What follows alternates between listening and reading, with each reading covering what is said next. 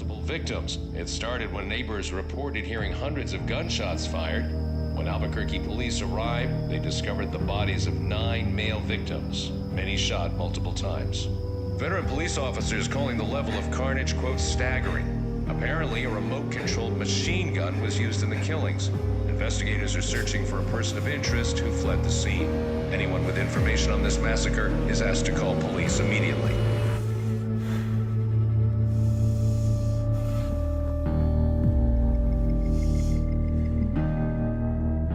Gil, what did we just watch? Well, I watched the Emmys. I don't know what you just watched. But I've never watched the Emmys before, and this was the first time.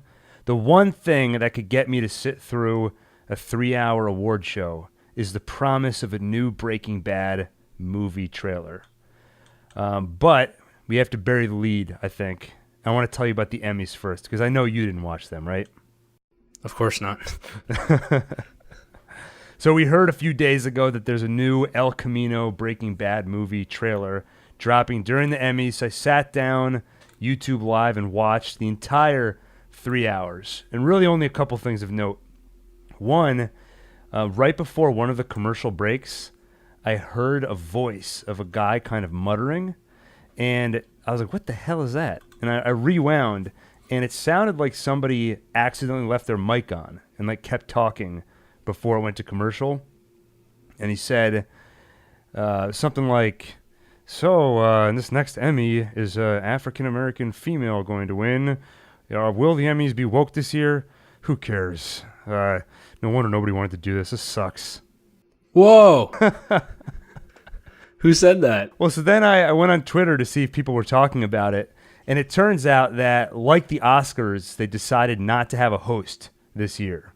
And instead, they had some guy, basically an announcer, that would just talk randomly throughout the show. But it would be sort of quiet. You wouldn't really hear it. You'd have to kind of rewind it. But wait a minute, did I just hear something?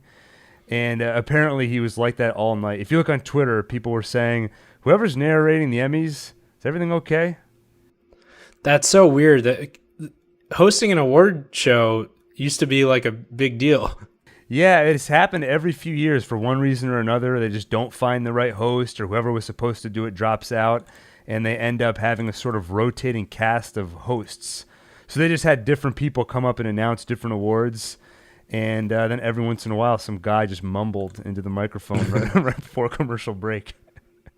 That's funny. That kind of reminds me of the guy at Nelson Mandela's memorial service who didn't actually know sign language, but he was pretending to do sign language for like 3 hours straight in front of millions of people on TV. That's exactly what it was like. It's you take any random person and be like, here you go, narrate the Emmys. Like, oh, looks like another award. Someone's getting an award. So that made the whole thing kind of entertaining. And then the best part, what we all wanted, Game of Thrones walked away with Outstanding Drama Series. Last award of the night. Oh, it did get an award? It did, yeah. Oh, man. It lost for Best Writing, so I think people were happy about that. Yeah, it deserved no... the Emmys, it awards shows for their performance that year, right? Or that season? Yeah. Now, sometimes they'll kind of use it to award a series as a whole. It kind of happened with Lord of the Rings in the Oscars. Return of the King got all these awards, and everyone kind of understood it's for Return of the King, but really it's for the whole series. Mm-hmm. So they're not supposed to do that, but I think a lot of people suspect that's kind of what happened last night. Well, it deserved nothing. Exactly. It deserved less than nothing. So bad news for Sawcast. But if you listen to our other podcast, Blood Moon, which chronicles the road to the Game of Thrones prequel, it'll be a different mood on that podcast. Like, hey, did you hear the great news? Our favorite show. Finally getting the recognition it deserves. Exactly. Now, Sawcast is where we keep it real. And Better Call Saul, by the way, was in 4 award categories. It was up for Outstanding Drama Series, which it lost to Game of Thrones. It was up for Outstanding Lead. Wait, that's ridiculous. I know. We all know that is undeserved. Yeah. Outstanding lead actor in a drama series. Bob Odenkirk did not win, but he was up for it. Outstanding supporting actor in a drama series. Jonathan Banks and Giancarlo Esposito. Giancarlo. Giancarlo Esposito. They both. Is it Giancarlo? I don't know if you pronounce the G, but it's definitely not Giancarlo. I was thinking Gene of Bob Odenkirk's Bob Odenkirk's future pseudonym. And then writing for a drama series, Peter Gould and Thomas Schnoz. Man, I shouldn't have even read any of these names. They were up for a winner, which was the finale of the last season. That didn't win either. So Better Call Saul. It didn't win any. But it's the best. It's the best show on TV right now. I know. Better Call Saul kind of flies under the radar. I kind of like it that way. It was like I used to love Arrested Development, and then when everyone else found out about it, it wasn't cool anymore.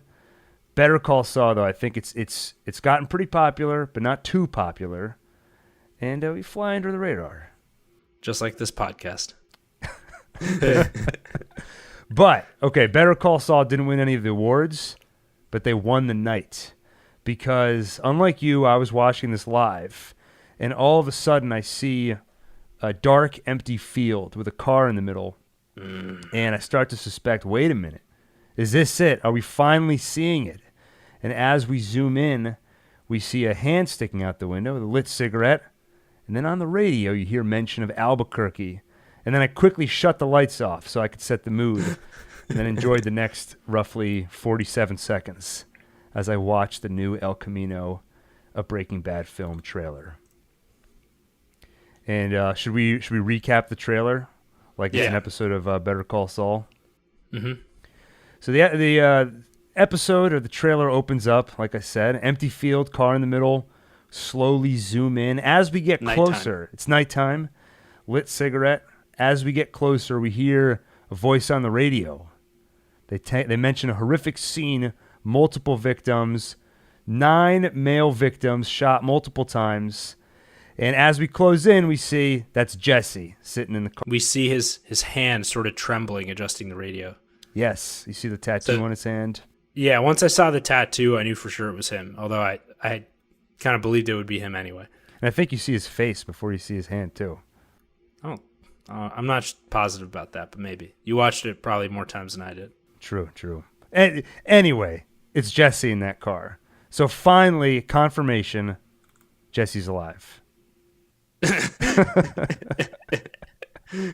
Who would have expected? But even right there, all right, multiple observations already. Number one, they said they found 9 male victims at the scene.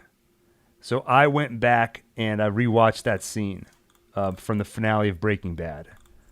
And lo and behold, there are 9 victims, including Walt. So confirmation, Walt is dead. You never know. And then also interesting is when you see Jesse's face, he's shaven. So he doesn't have the long hair. Trimmed. He's trimmed, but he doesn't have the long hair that he had in the finale of Breaking Bad. And when you see this scene, it feels like it takes place at most an hour or two later. He drove away, found a secluded spot, and stopped for a minute to kind of catch his breath and figure out what to do next. So it's kind of odd that he would have cut his hair or trimmed in that short span of time. So I can't imagine it took that long for... How long do you think it would take for the news of what happened there to make it onto the radio? So first they said that there were witnesses who overheard all the chaos and all the gunshots, even though that compound looked pretty isolated. So that means people probably called the police pretty quickly. They probably got there pretty quickly. So I don't think there was probably a huge amount of time between when the event happened and when the authorities knew about it. But between that and the news getting a hold of it, it could have been a while. It could have been, I could buy 2 or 3 hours maybe.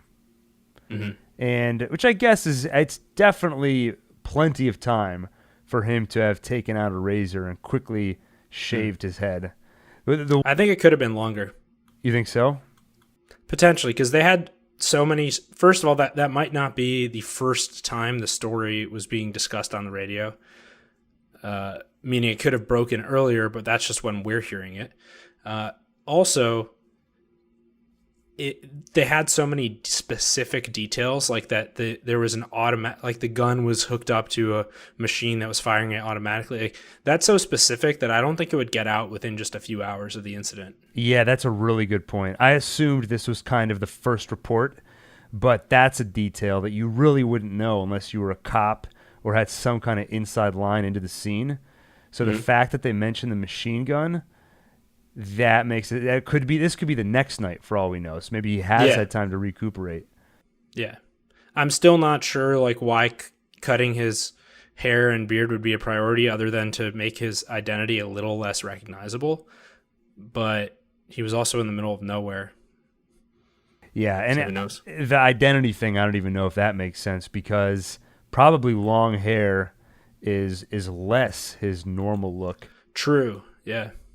And then the other possibility, which I hate to say, is that maybe this was purely shot as a promo, and the continuity of it really didn't matter all that much. Oh, so this could just be just a little thing to pique our interest, but it's not actually directly out of the movie. Exactly. I wouldn't be possible. surprised if we see no footage before the actual movie airs. That the scene in the interrogation room with Skinny Pete, maybe that's not going to be in the movie. These could just be there to set the mood, tell you the movie's coming, and not really be an actual part of the continuity. Yeah, I'd buy it. But assuming that it is, so weird that he cut his hair, maybe it implies that some time has passed, maybe a day. And also he's smoking. Mm-hmm. So he's not, he hasn't totally cleaned up. Yeah, he's not totally straight edge. He's flying high on cigarettes. If it's just cigarettes and he doesn't go beyond that, I won't hold it against him. What if he has a drink? Well, then And then he's a junkie. Yeah, I'm no longer rooting for Jesse. Well, he gets whatever's coming to him, he deserves. Yeah. I think this is my guess, is assuming this is even from the movie and not just like we said, just something they whipped up to pique our interest. Possible that the cigarettes were just already in the car, and it's well known that cigarettes are, in the short term, an easy way to reduce your stress.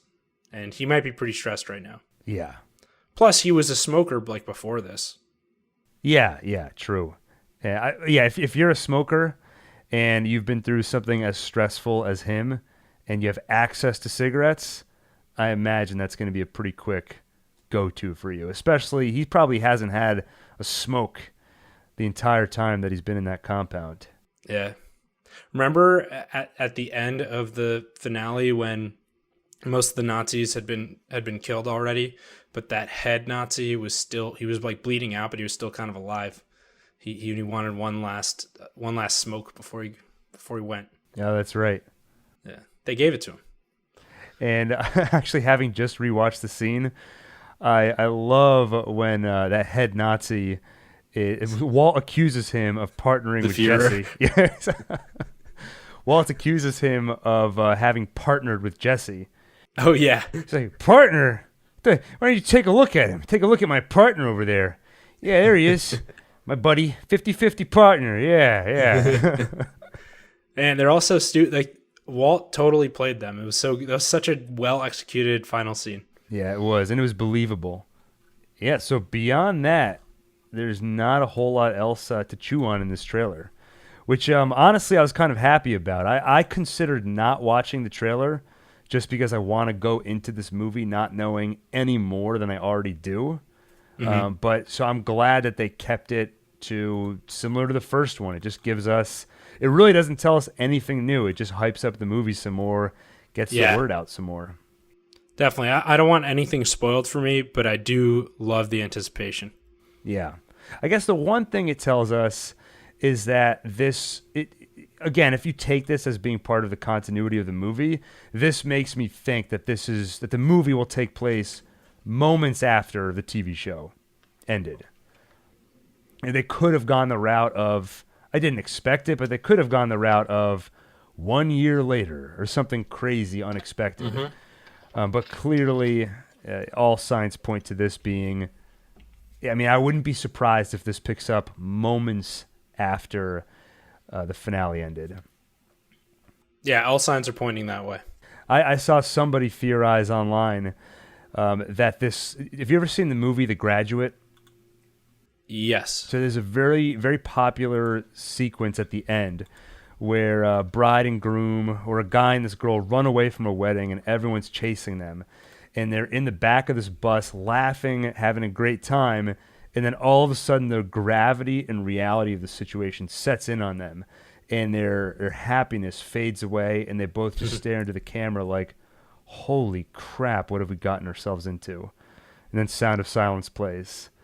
Somebody theorized that could be the opening. Jesse drives away. He's so happy to get away. And then all of a sudden he's like, holy crap, I've got Nazis after me. I've got the police after me. What the hell am I supposed to do? Yeah. He presumably has no money. Well, did he leave with a barrel, one of Walt's money barrels? I'm not sure. What I wonder first is it possible that he overheard anything about the coordinates of the money? Probably not. The money that's buried in the desert. Right. I think that's unlikely. But maybe there was money at the compound. But the last we saw of Jesse, he was fleeing the compound. I don't think he would come back to the scene, grab some money. No, leave. Definitely not. And I think even the coordinates, that money's been taken already. The Nazis took all of it. Oh, probably. Yeah. So, and we debated the same thing on the last Saulcast. I don't think he has any money. I don't think so either. Like, what is he? He could run out of gas. He's in the middle of the desert. Yeah. He's in tough shape. This is something I thought about the other day. One of the things I'm so excited about for this movie is that Better Call Saul and Breaking Bad, they never skip any step in the process. Yeah. I think another movie or another show could hand wave, we'll pick up with Jesse a few days later. It's like, no, I want to see, how does he get out of that compound? What does he do next? I can't imagine what happens next. And I have a feeling El Camino's not going to skip over that stuff. Yeah. Well, I guess not a whole lot else in this trailer. I'll just point out, just people might wonder why we're not talking about it. There have been interviews where a few other tidbits have been released. Nothing too spoilery, but stuff that I would consider kind of mild spoilers. Yeah. So I think let's not talk about it. Let's steer clear. 2 or 3 weeks away. There's no reason to spoil anything now. I'll also just mention, I think you watched this with me, but Netflix released sort of a music video trailer for this. Yep. Where they did a montage of Jesse's entire journey over the whole series, with this song Enchanted behind it, which is a cover by this band Chloe X Halle, I think it's pronounced. But anyway, I would recommend checking that out. You can find it on YouTube. And I'm a sucker for something dramatic happening with ironic, happy music over it. Mm-hmm. And so this is a song called Enchanted over just Jesse's life crumbling. And it's a good kind of quick recap that gets you ready for this movie. I am so excited. I know I don't sound like it because I have a monotonous voice, but I'm super excited. No, I literally think about this. I think about this movie every day, and No, go ahead. No, I was gonna say, I'm more excited for this movie than I have been for any other movie this year. Yeah, me too. Except maybe, what was that S. Craig Zoller movie we saw? Dragged Across Concrete. We were both pretty excited about that. We were. Actually, if you're into Breaking Bad, you'd probably like that movie. I think so, yeah. If you're into Breaking Bad, you'd probably be into that director, S. Craig Zoller. What do you think I was gonna say before? You saw I was about to say something. Oh, I thought you were gonna say Once Upon a Time in Hollywood. No, before that. Before we started talking about movies. Oh, I don't know. I have no idea. What I was gonna say was, having said that, you said you've been thinking about this every day. Right.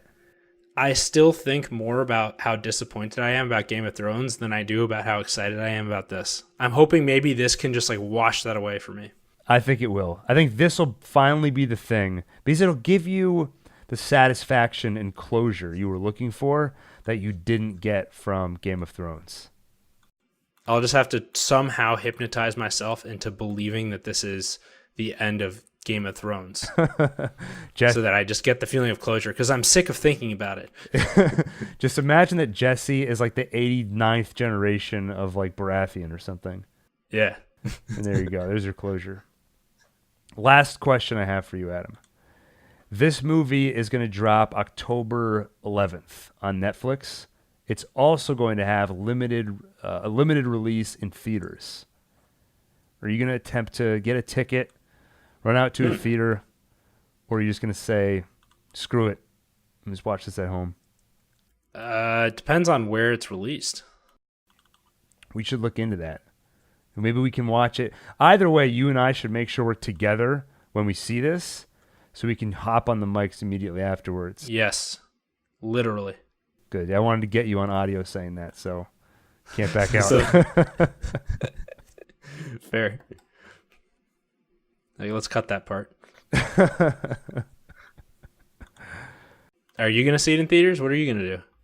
No, I looked into where it's playing in New York, and there's only a couple of theaters, and I'd have to wait until like 10 o'clock Friday night to watch it, and I don't want to wait that long. What if you watch it a second time that night? I would consider watching it a second time in theaters. I think there's screenings on Saturday, so I might watch it Friday at home, and then watch it again on Saturday. Because that would be a pretty cool experience to watch. I mean, when else would you have a chance to watch Breaking Bad in a movie theater? Especially a feature-length version of Breaking Bad, which is intended to be treated as a film. I can't wait. All right. Well, I'm Gil. I'm Adam. And this is Saulcast. The road to El Camino. El Camino. Which translates to the road to the road. Just tell us everything you remember. Any business dealings, any personal dealings, any criminal activity you were a witness or a party to, anything and everything. Just tell us your story. Living is a dream when you make it seem enchanted. Lovers take for granted